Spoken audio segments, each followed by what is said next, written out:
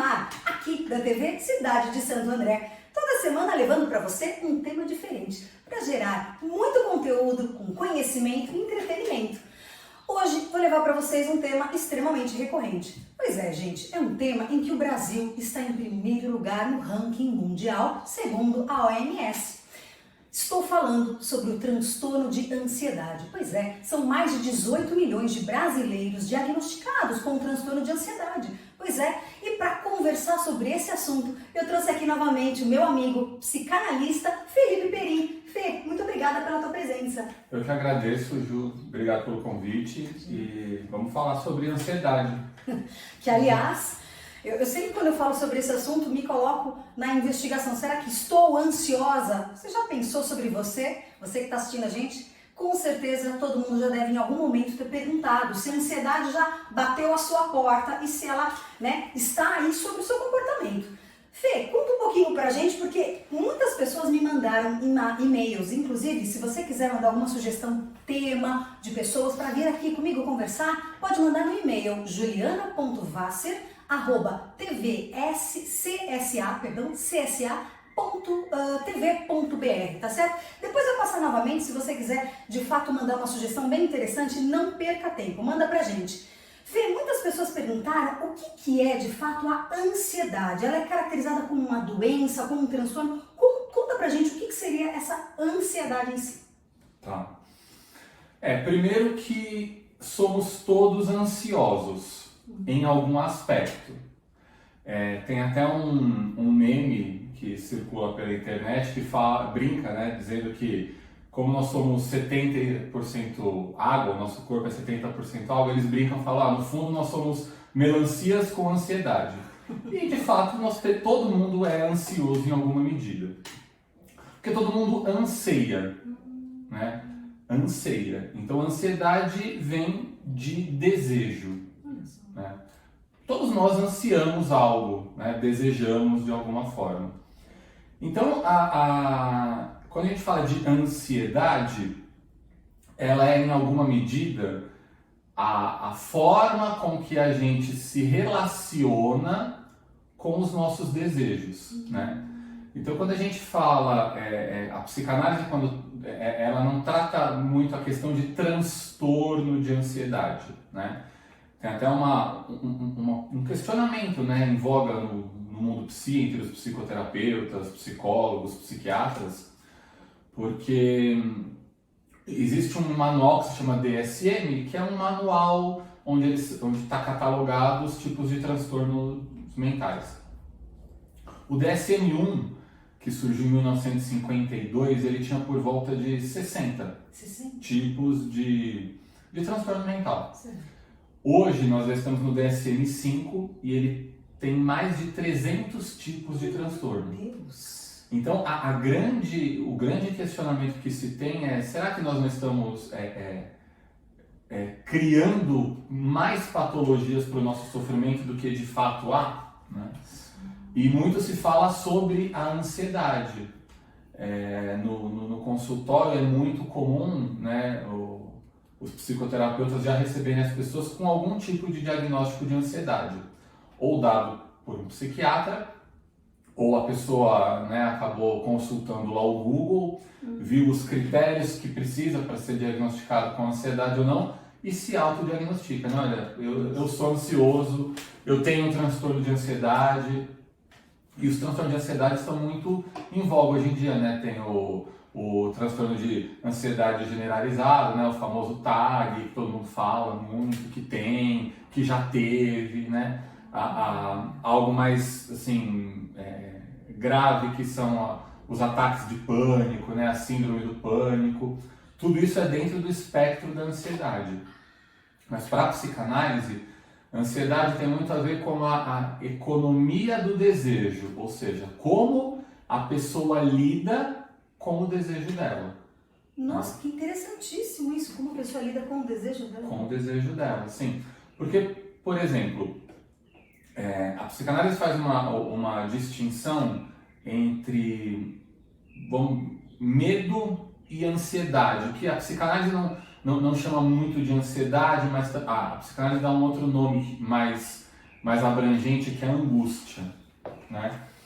Então, mas vamos lá, o que é o medo, né? O medo, você tem um medo específico de algum objeto, né? Então, quando a criança tem medo de palhaço, é um palhaço, né? E aquilo dá medo, dá todas as sensações que são parecidas às sensações físicas, né? Taquicardia, vontade de não saber se está certo o que fazer, mas tem um objeto específico, né? A ansiedade, a gente não consegue nomear muito bem do que a gente tem esse medo, ou pelo que nós estamos ansiosos, por que a gente está angustiado, né? Não que a gente não saiba, não é que a gente não sabe o objeto, o que causa isso na gente, mas é como se ele tivesse distorcido. Ou a gente enxerga ele de uma maneira muito distante, ou ele está muito próximo da gente, né? Então imagina como você anseia por algo, imagina que aquilo está a uma distância ok para você enxergar. Eu estou fazendo uma metáfora aqui. Aí você pega e coloca uma lupa, distorce o objeto, você não vê certo como é que ele é, o que é. E isso causa angústia, causa ansiedade, né? Então a ansiedade para a psicanálise é isso, a forma com que a gente lida com o nosso desejo, como a gente orienta ele, o que a gente espera dele. Nossa, Fê, e assim, Felipe há muitos anos debate sobre isso, em algumas lives, eu já assisti algumas em que você esteve presente. A gente percebe que com o início da pandemia, claro, né, lidamos com o desconhecido, né? E imagino eu que ele passou a ser objeto da angústia de muita gente. E o que mais me leva me deixa atônita, e acho que muitos também, é que a ansiedade, antes discutida no mundo adulto, ela passou também para o mundo infantil. E aí a gente não sabe se são diagnósticos errados, errôneos ou não, mas a gente tem hoje muitas crianças que vêm aí com comportamentos que levam a criança a desenvolver uma síndrome, às vezes, do pânico, adolescentes, uma fuga muito grande de questões da escola, perdão. E isso nos faz pensar o que é que, de repente, pode estar acelerando esse processo aí de repente, ampliando essa angústia, né? Porque a pergunta que eu não quero calar é por que estamos tão ansiosos hoje em dia? E aí eu digo todos, né? Crianças, adultos. Como você como psicanalista, teria aí uma reflexão sobre o que está causando essa ansiedade? Ah, sim. Várias coisas. Então, assim, vários pontos, né? Acho que o primeiro deles, você usou uma palavra interessante, né? O acelerar. O primeiro deles é a aceleração do nosso tempo, né? O próprio Freud, no início do século passado, ele tinha uma psicopatologia que ele descrevia como neurastenia, né? Eram muitas dores no corpo, uma apatia, né? Vontade de não sair de casa, isso no início do século passado. E ele já estudava aquilo, ele falava que isso tinha uma coisa a ver com a mudança do tempo. Ou seja, antes no início do século passado, na segunda revolução industrial, o homem sai de uma noção de tempo, né, em que era regrado pela natureza, né, então você acordava no nascer do sol, ia dormir quando o sol se punha, né, tinha uma outra noção do tempo, né. Quando você vai para a cidade, tem a Revolução Industrial, existe uma aceleração do tempo. E isso não parou, né? Hoje, nós vivemos de uma maneira muito mais acelerada do que por exemplo, há 100 anos atrás, há 50 anos atrás. E hoje, né, a gente pode pensar assim, como que a gente pode falar numa sociedade assim, muito ansiosa, se, por exemplo, em 1938, 1940, o mundo passou por uma Segunda Guerra, né? E não se falava tanto em ansiedade. Verdade. Né? Então, assim, hoje estamos numa sociedade mais segura, né? Melhor para se viver, questão de saúde, de saneamento, de educação, de expectativa de vida. mas existe uma aceleração do tempo, né, que provoca ansiedade. Então, por exemplo, vamos imaginar, por exemplo, no início do século passado, quando vou usar um clichê aqui, uma moça estava apaixonada por um rapaz e eles trocavam cartas.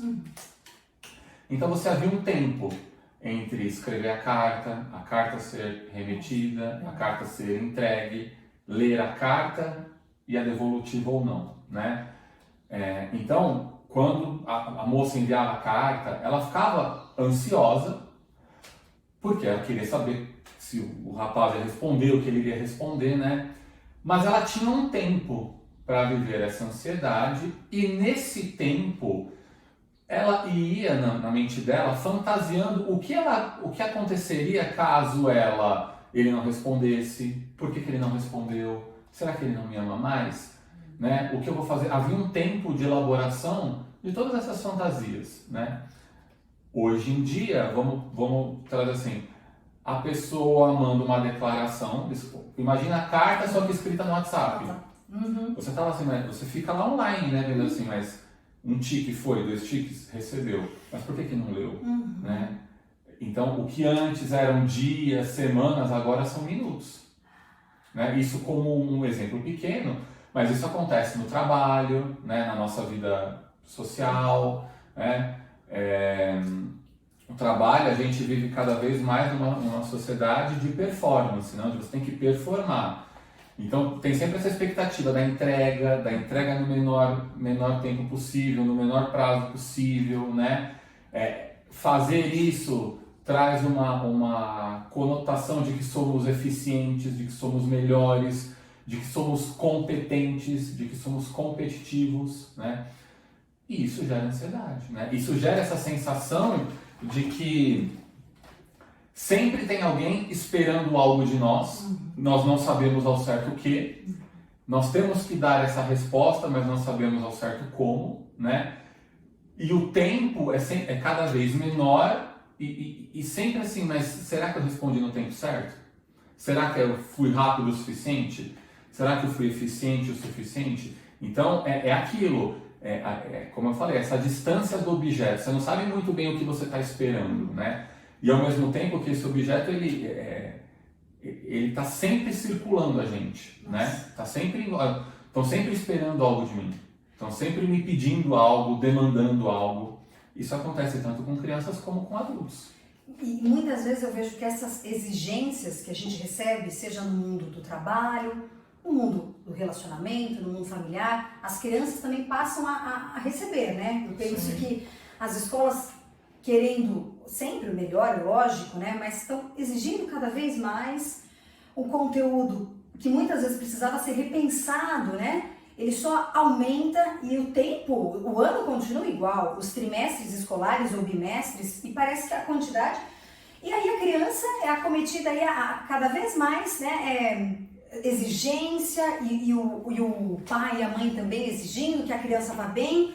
E em compensação, o pai e a mãe também são exigidos no trabalho, no relacionamento. Quer dizer, é muita exigência, é muita quantidade de coisas para pouca qualidade, né, Fê? Sim. Às vezes não dá tempo para qualificar aquilo. Sim, e acaba gerando uma atmosfera que contribui para essa sensação de ansiedade, uma atmosfera de extrema competição, né? Sim.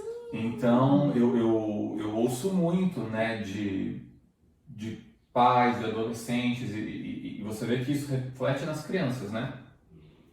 De que a vida é uma competição.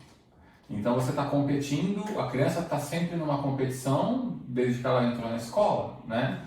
Então seja para ver quantos livros foram lidos no ano, quem leu mais, aí você, sei lá, a criança vai fazer um esporte, tem competição desde pequena, né? E aí o que acontece? Não é a questão da competição em si, mas a sociedade, né, pais, familiares, amigos, enxergarem assim, você só é competente se você ganhar, né? Uma glorificação da nota, né? Se você for o melhor, né? E aí a criança vai criando aquele sentimento, aquele afeto de que ela tem que ser melhor em tudo. Então, se os pais colocam o filho na dança, na natação, no xadrez, no futebol, né? Ele tem que ganhar em tudo, né? E ele não vai ser bom em tudo. Ninguém é bom em tudo. Né? Mas o que eu falei, né? Que a ansiedade tem a ver com a economia do desejo. Então, para a criança, o que aquilo acaba se estruturando? O desejo dela acaba se vinculando ao ganhar, né? Eu só sou algo se eu ganhar. Né? Se eu não ganhar, eu não sou. E acaba gerando uma despersonalização, né? Que é um dos sintomas muito característicos de crises de ansiedade, né? É uma despersonalização. Você não entende mais quem você é, do que você é capaz, do que você não é capaz. Isso vem desde criança. Nossa, isso é muito sério, é muito sério. Nós estamos num momento muito complicado, né? Como eu disse no início do programa, a Organização Mundial da Saúde colocou de fato, após pesquisas, enfim, que o Brasil está no ranking mundial. Mais de 18 milhões de brasileiros diagnosticados com o transtorno de ansiedade. E as coisas só vêm a ampliar, aumentar. Enquanto esse discurso não chegar para as crianças, no caso, não as crianças em si, mas as escolas, as famílias, não passarem a... Eu acho que precisa ter refletir os próprios atos, né, as atitudes. Porque enquanto a gente conversa aqui e você reflete comigo, cadê a prática, né? A prática de saber o que você exige do seu filho, o que você como professor, por exemplo, pode, numa conversa, numa aula, colocar para a criança o que é importante, o que de repente é excesso, porque isso que você falou, Felipe, a questão da competição grita o tempo inteiro. Eu, como professora, que também exerço essa profissão maravilhosa, mas eu percebo isso, a dificuldade que a criança ou o adolescente tem de não querer ser o melhor. Eles estão o tempo inteiro querendo ser. E quando não conseguem, como você mesmo falou, há uma frustração. Então, ou muitos desistem, ou acham que, não, eu sou o melhor, mas tá errado, é injusto. Na verdade, fui eu que consegui a melhor nota. Quando o melhor é o desempenho dele na questão da conversa, da atividade, não a nota em si, é o que está acontecendo. Fê, essas reflexões, eu percebo que elas estão ampliando, mas ainda falta muita coisa. Em casa, o que você acha que as famílias, Felipe, poderiam fazer para melhorar essa questão até da ansiedade entre os pais, as crianças? Existem, de repente, atitudes em casa que poderiam melhorar essa situação da reflexão da ansiedade?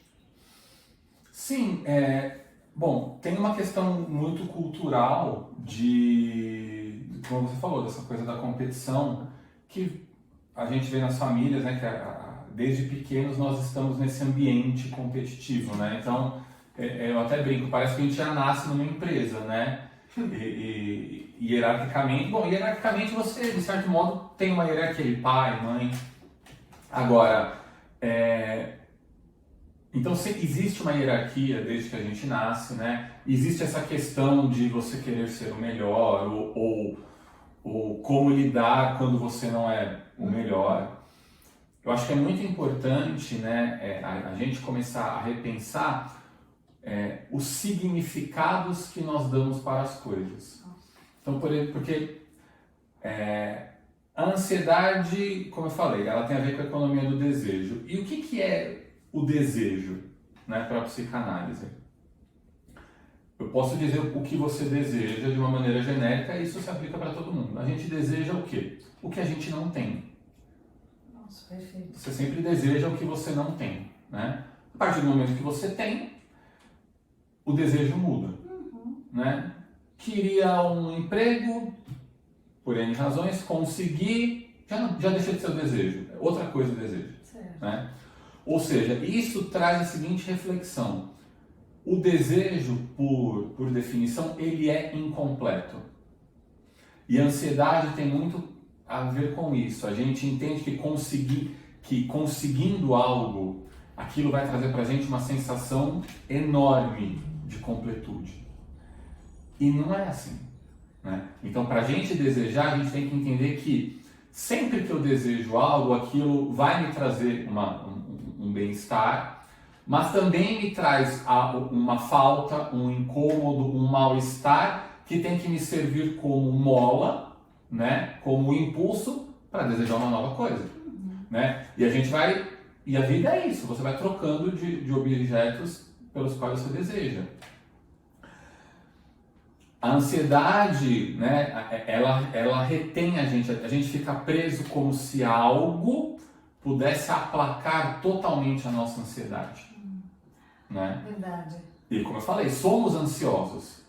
Né? Porque ânsia, eu anseio algo, eu desejo. Né?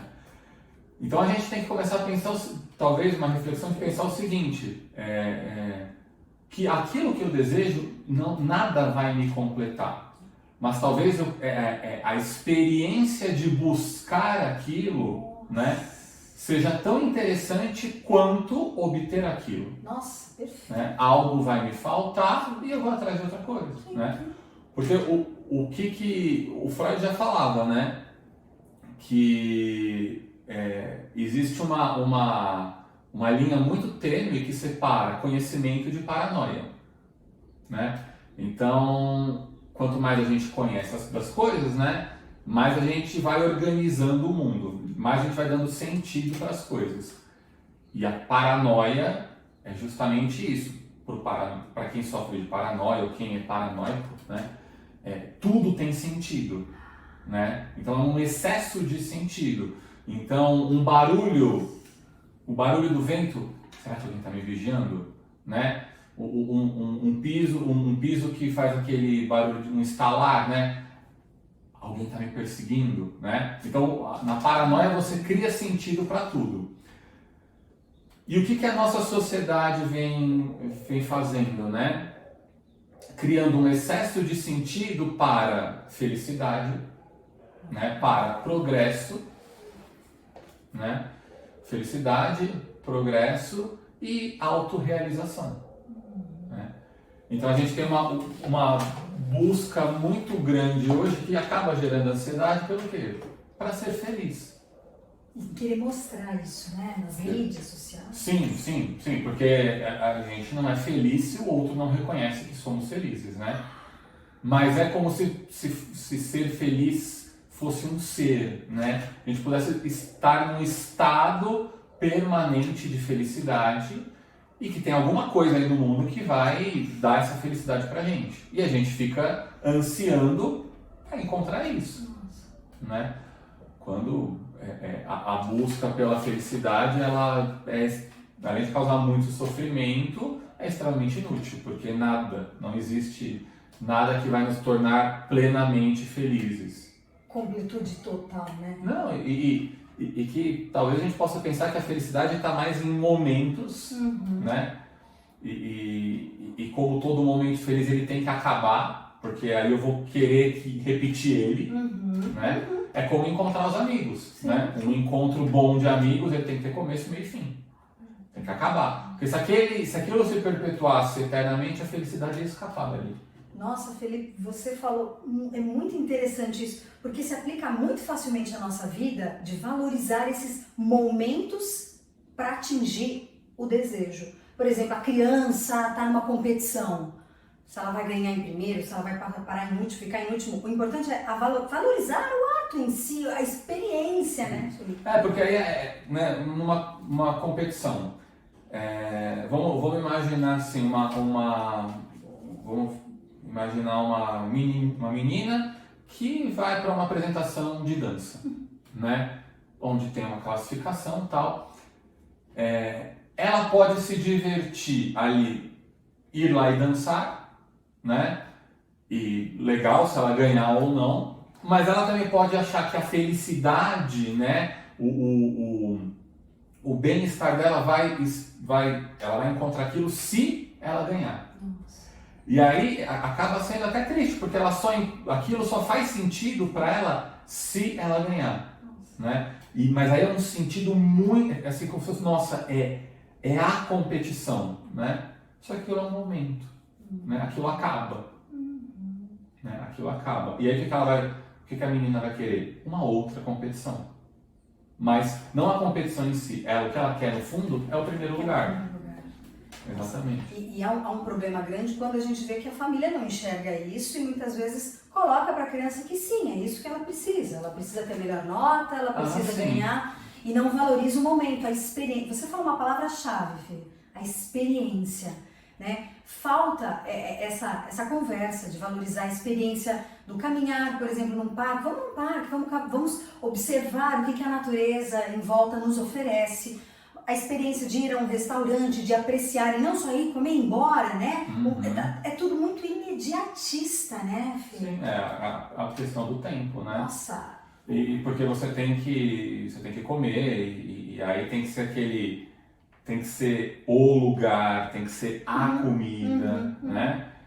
E quando na verdade assim, talvez a experiência em si não traga satisfação, mas não traga tanta satisfação assim, ok, legal, e vamos para a próxima, Nossa, né? sim. E a ansiedade tem essa coisa de você, nossa, vai ser o momento, o lugar, né? A experiência, né? É como se você, não é só o vivenciar a experiência, mas é como se você fosse, né? É como se tudo no mundo, todo o nosso cotidiano tivesse que ter aqueles momentos de epifania, sabe? Aquele momento, uau, muito glamuroso, né? O máximo e naquele momento, né? Rapidamente. Isso gera ansiedade. Nossa, e as pessoas querem isso, né? O tempo todo, são os stories tem que bombar, né? O que colocou no Face tem que bombar, e o aniversário dos amigos tem que bombar, tudo tem que... Quando as coisas são muito mais simples, né? Do que parecem ser. Sim, e que talvez você vai lá, postou uma foto e não vai bombar. Sim, ok, exatamente. Falar sobre ansiedade é algo que muita gente está nos assistindo, talvez deixe vocês ansiosos. Mas, gente, esse é um assunto não para uma entrevista, mas para muitas conversas. O Felipe, inclusive, para quem quiser aí, ele visita escolas, ele faz algumas palestras. Para quem quiser aí participar, quiser chamar o Felipe para uma conversa, gente, é só escrever pra gente. Já falei em mandar um e-mail, tá? Porque esse é um assunto que ele tem que sair. Tem que ser refletido mais, mas tem que sair da palavra e ir para ação. Fê, antes de encerrar, se você pudesse dar uma dica, uma boa dica para que a gente pudesse administrar esses momentos que a ansiedade está batendo muito forte. Que dica que você daria para os nossos telespectadores? Uma dica para ansiedade. Vou dar uma dica prática. Perfeito. Que eu dou para os meus analisandos, mas isso serve para quem gosta de comer chocolate. Mas se não for chocolate, você pode ser qualquer outra coisa, né? Então se você está